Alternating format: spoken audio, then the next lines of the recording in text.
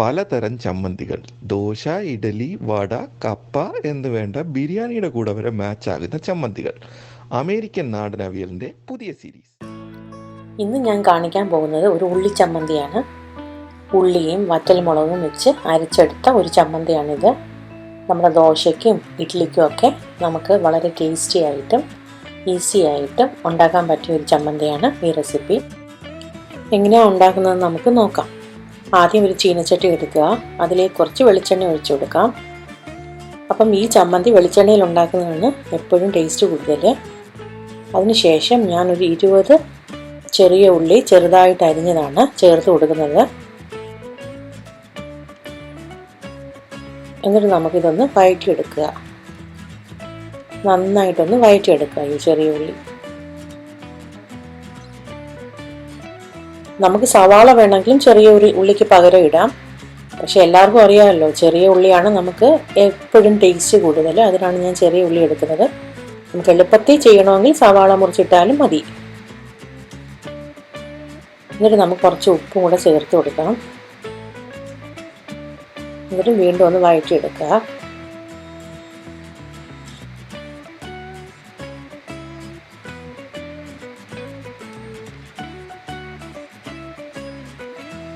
അതിനുശേഷം ഞാൻ കറിവേപ്പില ആഡ് ചെയ്യുന്നുണ്ട്. അതും കൂടെ ഒന്ന് വഴറ്റി കൊടുക്കുക.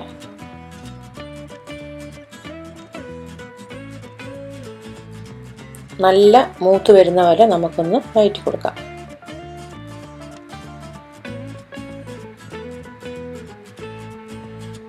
പിന്നെ നമ്മൾ ഈ ചമ്മന്തിക്ക് മുളക് പൊടി ചേർക്കുന്നില്ല, അതിന് പകരം വറ്റൽമുളകാണ് ആഡ് ചെയ്യുന്നത്.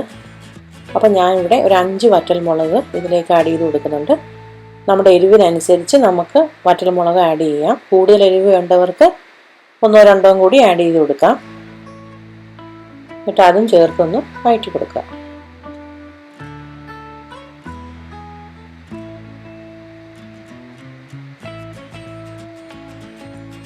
ഉള്ളിയും വറ്റൽമുളകും എല്ലാം ഒന്ന് മൂത്ത് വന്നിട്ടുണ്ട്. നമുക്കിത് മിക്സിയിൽ അരച്ചെടുക്കാം.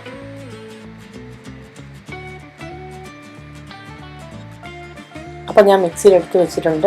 എന്നിട്ട് ഞാൻ ഇത്തിരി വെള്ളം ആഡ് ചെയ്യുന്നുണ്ട്. കുറച്ച് വെള്ളം, 1 ടേബിൾ സ്പൂണോ 2 ടേബിൾ സ്പൂണോ വെള്ളം ആഡ് ചെയ്തിട്ട് നമുക്ക് മിക്സിയിലൊന്ന് അരച്ചെടുക്കാം. അരച്ചെടുത്ത ചമ്മന്തി റെഡി ആയിട്ടുണ്ട്. നമുക്ക് ഇതിൽ ഒരു കാര്യം കൂടെ ആഡ് ചെയ്യണം. ഇതിൻ്റെ മുകളിലേക്ക് നമ്മൾ കുറച്ച് പച്ച വെളിച്ചെണ്ണയും കൂടെ ഒഴിച്ചു കൊടുക്കണം. അതിലാണ് ഈ ചമ്മന്തിയുടെ ടേസ്റ്റ് ഇരിക്കുന്നത്. എല്ലാം കൂടെ ഒന്ന് മിക്സ് ചെയ്ത് കൊടുക്കുക. അപ്പോൾ നമ്മുടെ ചമ്മന്തി റെഡി ആയിട്ടുണ്ട്. എല്ലാവരും ഒന്ന് ട്രൈ ചെയ്യണം. ഇഡ്ഡലിക്കാണ് ഈ ചമ്മന്തി ഏറ്റവും കൂടുതൽ ടേസ്റ്റ്. ദോശയ്ക്കും കഴിക്കാം, ടേസ്റ്റ് ഇല്ലെന്നല്ല, പക്ഷേ ഇഡ്ഡലിക്കാണ് ഏറ്റവും നല്ല ടേസ്റ്റ് കൂടുതൽ. അപ്പോൾ എല്ലാവരും ഒന്ന് ഈ ചമ്മന്തി ഒന്ന് ട്രൈ ചെയ്ത് നോക്കുക. ബൈ.